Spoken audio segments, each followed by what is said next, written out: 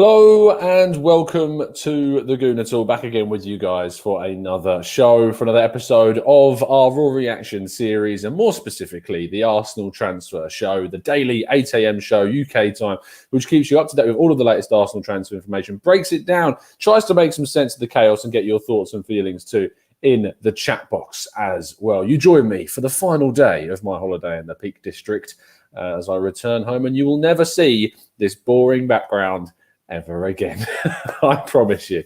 Back to the usual green screen antics very, very soon. Now, first of all, an apology. Yesterday, we did a show on Tammy Abraham, and we broke down the English striker, Chelsea striker.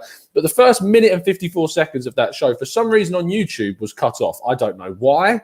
I have absolutely no idea how it happened. I contacted StreamYard and they have no idea what happened because it streamed perfectly fine on Twitter and it streamed perfectly fine on Twitch. So I don't really know why it cut off the first minute and 54 seconds on YouTube, but it did. Luckily, that was just me waffling through an intro. So you didn't miss anything important, and all of the whole show is there. So please do make sure you go and check out the dedicated show breaking down Tammy Abraham from yesterday with the help of Eunice Talks Football, talking about how he compares with Aubameyang, Lacazette and Dominic Calvert-Lewin as well. It's a really interesting listen to finding out some of the statistics on that as well. A couple of things also before we start. A massive welcome, first of all, to Raj. Thank you ever so much for joining us as a member, and 1994 Gunners as well. Thank you ever so much for the continued support and joining up to help give the channel that extra push that it always needs. And welcome to the family. And if you have indeed joined up as an expert member or as a TGT ambassador, you'll get to join our Discord server as well. So make sure you do get involved with that. And good morning to everybody else as well in the chat box.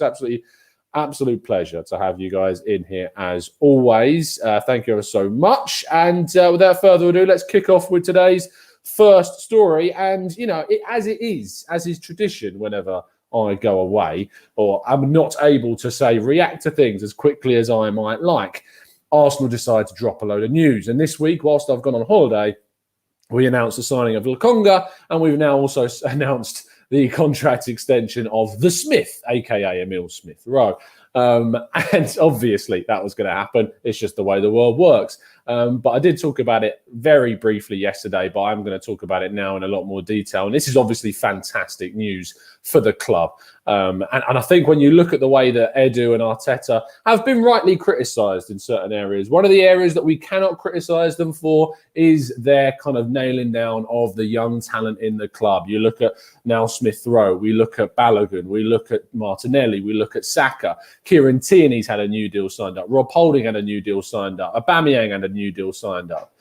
We've got a lot of contracts done. Now, some of those contracts, Aubameyang, Holding, maybe we have more reservations about. But what you cannot knock is the ability for us to re-sign our young talent. And now, of course, Emil Smith-Rowe with a brand new number. And interestingly, a wage bill that is still not necessarily hugely detrimental to breaking the structure. According to James Benge, Emil Smith-Rowe will earn just under and around £80,000 per week, which when you consider him being our number 10 going forwards, being our kind of main creative force in the middle of the park for us, having that figure of £80,000 per week-ish is pretty strong and solid for that position. When you consider like Chelsea giving £100,000+ per week to Callum Hudson-Odoi, someone who's not that integral to their first team, just to keep hold of them, but for us to be able to nail down a new contract, which by the way is a 5-year extension and a 5-year contract rather, so it will run out in 2026. The fact that we've managed to nail this down is great. The fact that Bukayo Saka is, as far as I'm aware, in and around £30,000 to £40,000 per week, which is crazy. Smith-Rowe is, a fantastic, and he's earned that contract, and we're likely to extend the likes of Saka once again and give them that pay rise to fall in line with their competitors. It's just, how football works at times. 5-year deal, £80,000 per week. Great news for the club. Crying Villa fans in my comment sections, I apologise for absolutely nothing. And I hope you enjoyed a few weeks where you thought you were going to get our boy. You never were, but I hope you enjoyed it anyway. So it's fantastic news for us, seeing Smith-Rowe sign that new deal, seeing him get the number 10. I'm sure we'll get plenty of your comments at the end of the news section, as always, to react to that if you do have indeed any questions. We move on, though, to our next story, and this could be the end of the Granit Xhaka saga. We've talked about this every single day, it feels like, for the past 81 shows, we've all been well aware of the fact that Granit Xhaka was likely going to leave Arsenal Football Club. We all were aware of the fact that it was likely going to be for Roma.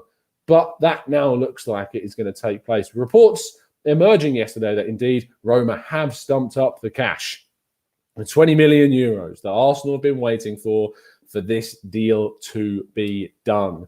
And it's just great. It's great news for Arsenal. It's great what we want to see ultimately. And I'm hoping, fingers crossed anyway, that we can see this. It's just hopefully anyway, get this done would be absolutely fantastic for Arsenal, just to move on from this situation and move forward to getting our replacement in. Now, the replacement we don't really know, because the links to Ruben Neves have gone very quiet. Lacazette doesn't seem like a genuine option right now. And for me, I really would like us to see us go for a genuine upgrade on Granit Xhaka.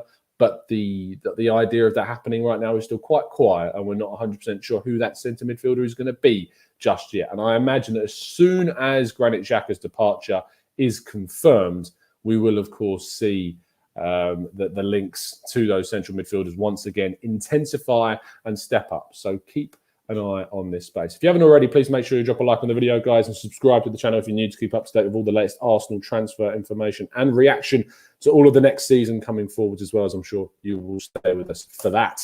Moving on to Lacazette, our French striker. Looks like Arsenal are increasingly open to the idea of moving the French striker forward. Reports emanating yesterday from different sources of media across the continent actually saying that Arsenal would be open. The Athletic have also reported that Arsenal would be open to allowing him to leave. And I think ultimately this is always going to be kind of an option for Arsenal to see them move the player on. And it makes complete sense because he's got 1 year left on his deal. We've got very kind of, what's the word I'm looking for? Where we aren't lacking control of this situation. We don't really have the ball in our court. And when you've got a situation where a player's got 1 year left on his deal and he's worth a fair chunk of money, for me, I think that it's best to probably, take the money if it comes and just invest it into a replacement that's going to be here for the long term, that's got potential, that's got that development time to get better. And let's be real, Lacazette is replaceable. He's not absolutely integral to what we do. And so I think, therefore, it is unsurprising to see these links with Lacazette being touted with a possible departure. And it's a shame because I think he could have done a lot better. I don't think he's necessarily fulfilled the expectation that he had when he came in. I don't think he progressed us any more than what Olivier Giroud did for Arsenal, which is a shame because we thought it would. But I don't think it's necessarily been supported by the right signings beyond that. And I think we've made a couple of mistakes in the market around Lacazette, which isn't necessarily his fault. But we'll wait and see as to whether or not Arsenal do indeed move him on and whether or not a replacement comes in and who that might be in this window. Moving on to Hector Bellerin, there's a lot of possible out news today rather than possible ins, only a couple of in stories, and we move on to the next possible out being Hector Bellerin. This is a bit of a tricky one because whilst obviously Inter Milan were linked with a move and still are being linked with a move for Bellerin, and he's been linked to the likes of Villarreal and Sevilla and Atletico Madrid as well, it's not particularly moving. It's not moving at all, really, this one. It's quite quiet right now. And interestingly, Inter Milan are being linked with a move for Denzel Dumfries instead of Hector Bellerin. That link has kind of come forward as maybe their priority over our Spanish right-back. And you've probably been noticing there's been barely any links whatsoever to Arsenal being linked with right-backs in the market. And that comes down a lot to the fact that Hector Bellerin is, of course, still here. And whilst Bellerin is still here, and we've got three right-backs with Cedric and Callum Chambers here as well, and Ainsley Maitland-Niles that can play there too, I doubt Arsenal are going to be moving for a right-back whilst we've got all of these options at the club. And it is going to take some time before those players move on to whether or not we then see some links. But at the moment, Hector Bellerin has no genuine offers right now on the table for him.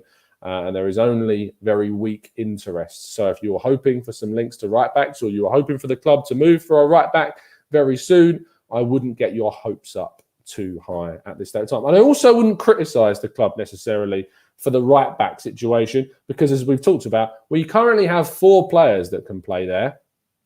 not including Ben White, should he come in. So it's unsurprising that Hector Bellerin being here has meant that we aren't being linked with a right back, and we're not looking like we're signing one right now, because currently we are trying to get rid of the players that we need to get rid of to then bring some players in. Moving on to Ainsley Maitland-Niles, who is garnering plenty of interest, it seems. Leicester, Southampton are clubs that are interested in bringing in Ainsley Maitland-Niles next season. And Leicester, of course, are a club that we know we have interest in one of their players. And so you put 2 and 2 together. And you can imagine there's the reason as to why a lot of people feel that maybe we could use Ainsley Maitland-Niles with that possible deal for one of their players, who we'll talk about in a little bit. But he's garnering interest, which is good. The source comes from the BBC, so it is very, very well placed. And fingers crossed, if he is going to go, Arsenal can get a very decent sum of money for the England international. Moving on to possible ins, and there's only a couple of them today. Aaron Ramsdale, Arsenal are expected to go in with one more bid for the Sheffield United goalkeeper. The view supposedly is that he wouldn't actually necessarily be just simply a backup for Arsenal, and that's why Arsenal are indeed pushing so hard for Aaron Ramsdale. He would indeed be more of a player that would compete with Leno and even be a successor to the German goalkeeper, despite Leno not being at his 30th birthday yet, I believe, or maybe he's just hitting 30. Let me just double check that. But in terms of, so he's 29. So he's going to turn 30 in March of next year. And it's not exactly old for a goalkeeper, so I'm not sure the idea behind him being a successor to Leno is, unless Leno, of course, obviously wants to move on, and he has only a couple of years left on his current deal, and there's no signs of an extension as of yet. But just the fee for Ramsdale, we've talked about this before, is just far too high. And I just can't get my head around why Arsenal are going to be looking to pay this much money for him. It does seem very, very strange. If you were looking at like 15 odd million quid, I'd be open to it, because I think he's a good goalkeeper. I mean, he's the player of the season for the club he's played for the last 3 years. So he's not bad. But the thing is it's just a really odd amount of money to see being associated with this deal, especially considering that we let go of Emi Martinez for 10 million and plus more than this guy already. And it's a real strange one. Anyway, we will wait and see how this one plays out, but it's just an odd story. And we finally move on to our final story and talk a little bit about James Maddison. Now, I want to address some of the things that came out yesterday. And I want to address a tweet that I put out that that certainly got a lot of attention in regards to some backlash, which I can understand. Now, if you remember way back a couple of months ago, I think it was, and the AFC Bell, in all their wisdom, did tweet out that Arsenal were indeed interested in James Maddison, and in that tweet mentioned that he would be offered the number 10 shirt as a possible bargaining chip. And now we obviously know that Emile Smith-Rowe has taken that number 10 shirt. And obviously I put out a tongue-in-cheek tweet yesterday, which, if you ever question the ever growing and legitimate, of course, wisdom of the Bell, you are yet to see, and obvious to see, plenty of backlash going, why are you questioning this person? But I think it's important to talk about the fact that you should always be looking to question where information comes from. Always. Absolutely. There's no guarantees in this world. There's more likely destinations. And for that, you should definitely go to verified journalist sources. But with James Maddison, is there interest in him? Absolutely. It's very clear to see there's interest in him. There's plenty of sources out there that are saying that we are looking at James Maddison. Do I want James Maddison? 100%. Would love to see Arsenal go for him. Do I think that we'll get him? I'm very, very apprehensive about the idea of the likelihood that we would get James Maddison. I just think I can't see Arsenal paying the figure that Leicester would want for him. And that is, for me anyway, just a real big kind of red flag as to whether or not he would join. And when Arsenal are spending £50 million on a centre-back and £30-odd million on a backup goalkeeper, and they got to go get a centre midfielder, they've already spent money on Lokonga and Tavares as well, and they're linked with forwards for 40 million quid. Are they really going to spend upwards of 70 million on James Maddison? It would be absolutely shocking. Leicester do tend to let one big player go every single season if the money is right. So I'd be more than happy to say that I think Leicester would sell if Arsenal were to stump up the cash. But it's not about whether or not, as Adam there says, is worth every penny. And I'm not saying I disagree with that. I just don't think Arsenal are going to kind of stump up that money. It just doesn't seem like a realistic situation. And as you guys are pointing out in the chat, David Ornstein has said that the James Maddison deal is unlikely. That doesn't mean it's not going to happen. It just means that, as I've said there, I'd be very surprised if it did. So I wouldn't get any of your Maddison hopes up just yet. And that does conclude all of today's news, which means we move on to the final part of the show and, of course, your questions in the chat box. So if you do indeed have a question that you'd like to see answered, then throw them into the chat box now, and we'll try and go through as many of them as feasibly possible. Let's scroll up a little bit and get some of your thoughts from earlier on in the show. Mr. Joe Kerr, one of our fantastic members, says, Tom, why not hold fire on a right back for now with the January window opening again in just 5 months? Surely Cedric and Chambers with White as possible cover can do the job for that small period of time. Now, I'm not panicking about the right back situation. So I completely understand the idea of kind of holding fire on that right back place, especially when we've got so many other areas that we need to invest in that genuinely do need an upgrade in the quality that's there. I was also very happy with Callum Chambers' performances at right back in the second half of last season. I thought he did it really, really well. I thought he was an exceptional right back in those games. The games like West Ham come to light as examples of really good performances, especially defensively as well. And he really added that side that we'd lost with Hector Bellerin being there. And his deliveries was also good, something that improved with him playing at right back. I still think Arsenal need a better right back option than Callum Chambers. And I think he's a great utility option that can play both right back and, of course, centre back as well. And that gives us plenty of options with Callum Chambers. Cedric, it's not just that I don't necessarily think he's got the quality necessary to be Arsenal starting right back, but the key factor, being his agent, is also something I have a lot of apprehension about and wanting to kind of move that factor out of the club as much as feasibly possible. Yes, we could wait, but my concern is that we ultimately see Pepe, as our right winger, struggle because he doesn't necessarily have a quality enough right back behind him to really feed him and give him that service and be a deliverer and overlapper and someone that really can work in sync with him. That's what I want to see. If we're going to put a lot of stock in Pepe this season, I'd like to see him backed up with a real quality right back. I'm just not sure that we've currently got that at the club, and that could cost us in those first 5 months. Matt G says, we need a squad overhaul, but is there a risk of so many new players taking too long to gel? It's such an important season for us. We need to hit the ground running. Matt, I'd be absolutely 100% on board with you.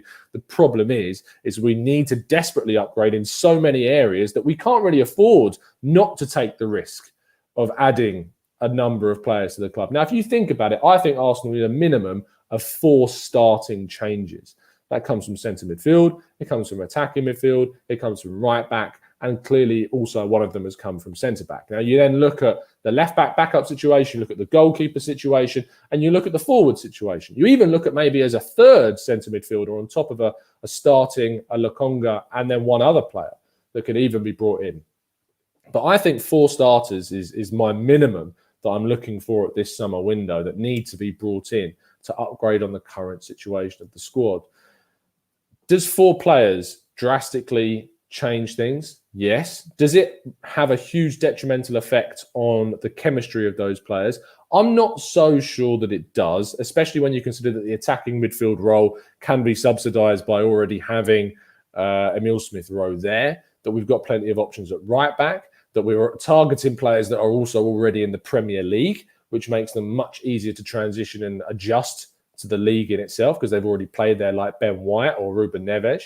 So because of all those factors, I don't necessarily, Matt, feel that it would be too big of a risk. I mean, go watch them sign all these players and then struggle.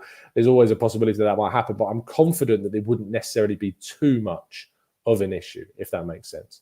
Sahil says, Tom, do you think we will need to get the business done ASAP now before Spurs get 160 million for Kane? I feel like Spurs are going to spend money this summer knowing that Kane's going to leave. They're being linked with Christian Romero of Atalanta, who is a very decent Argentinian centre-back. But the thing is, I don't get too concerned by how Spurs spend their money. They sometimes make some very decent signings, and Son and Højbjerg are evidence of that.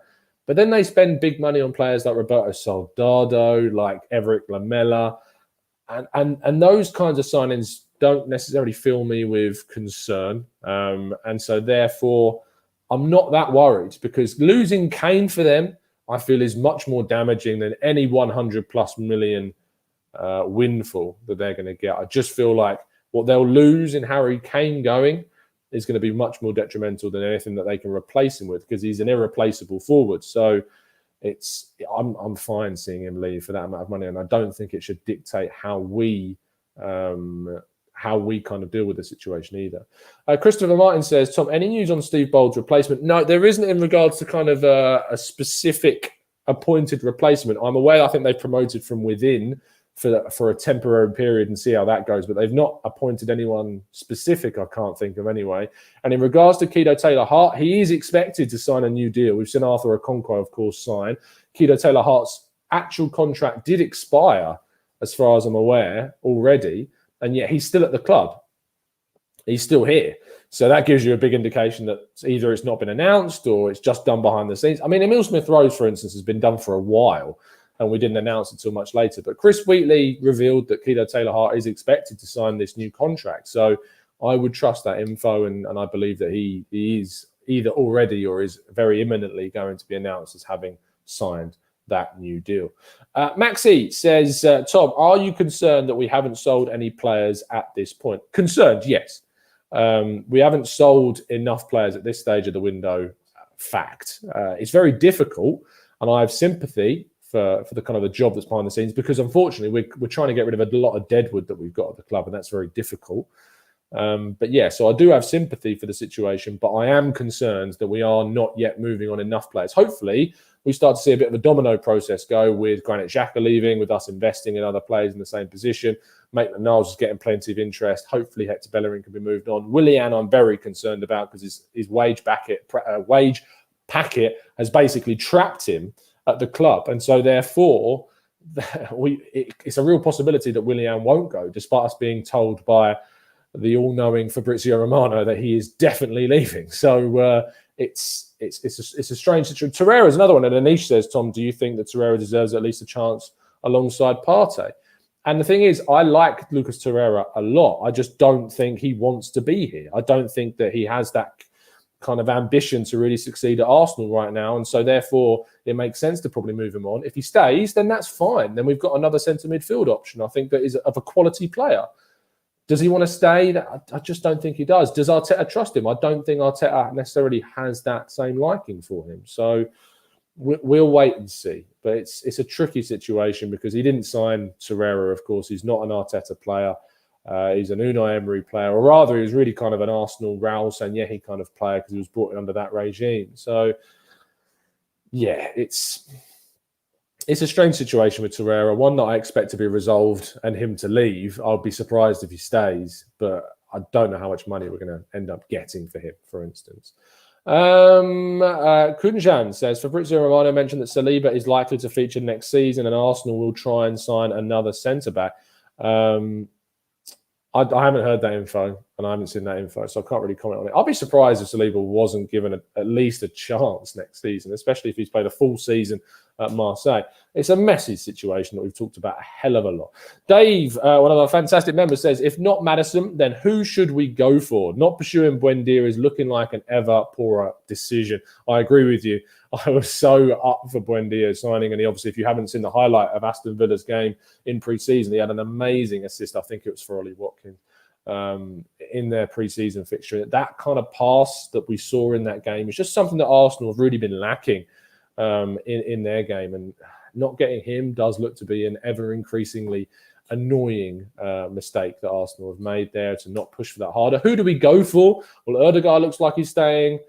We may not get James Maddison, which I say we may not. I'd be highly surprised if we got him. There are options out there. I mean, I did a whole video on Emi Buendia alternatives that we could go and look at. If you want to go and have a look at that video, if you just type in Emi Buendia alternatives and the Gooner Talk, it will come up and you can give it a watch. But I like certain players like Dani Olmo, but I just think he's way too expensive. I like Kamada from Frankfurt, a really creative player, 5 goals, 15 assists last season in the Bundesliga. Marcel Sabitzer is someone that can play as a 10, but has also got the versatility to play as an 8, like much he did last season, and as a 7 on the right wing too. There are options. It's just I don't feel that Arsenal are going to press for a player that they don't necessarily think is going to have a huge impact straight away, and they may end up just sticking with Emile Smith-Rowe, which I think would be a mistake, especially considering his injury record. And so that's a bit of a problem. Let's scroll down a bit further in the chat box and get some of your more recent questions. Apologies if I've missed yours. There are a lot of questions that come in. I can only read so many.